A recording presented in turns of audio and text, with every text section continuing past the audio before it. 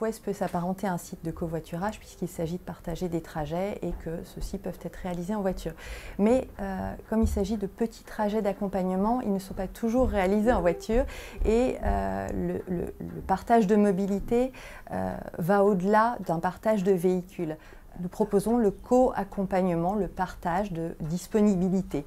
Voilà, quelqu'un est disponible à cette heure-ci pour faire un trajet qu'il peut réaliser quel que soit le moyen de transport et une autre personne va être disponible à un autre moment pour accompagner plusieurs enfants. Nous avons mis en place deux axes principaux de sécurité. Le premier, c'est qu'on ne peut pas rechercher des trajets d'accompagnement autour de chez soi sans publier soi-même le trajet. Et la deuxième chose, c'est que dans le trajet, et à aucun moment sur le site, nous ne demandons d'informations sur les enfants.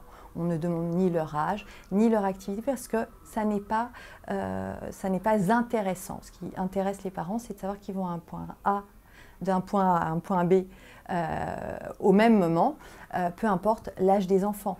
Ensuite, ils se rencontrent et ils réalisent qu'ils vont accompagner des enfants d'âges différents vers un même lieu. Mais ça ne se passe qu'au moment de la rencontre. Donc les adultes vont se rencontrer pour décider du co-accompagnement. On s'est servi au départ pour faciliter la vie de nos utilisateurs, des données qui sont fournies par la ville sur les lieux d'activité.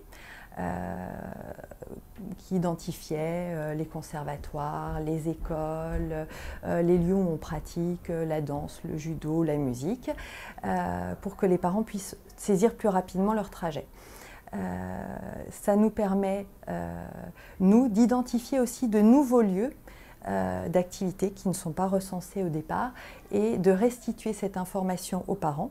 Parce que quand ils commencent à inscrire leur trajet, on leur propose tous les lieux qui sont déjà fréquentés par des parents autour de chez eux. Et ça nous permet aussi de redonner à la ville cette information pour qu'ils complètent pour d'autres personnes utilisant les services leur base de données et l'existence de nouveaux services à utiliser.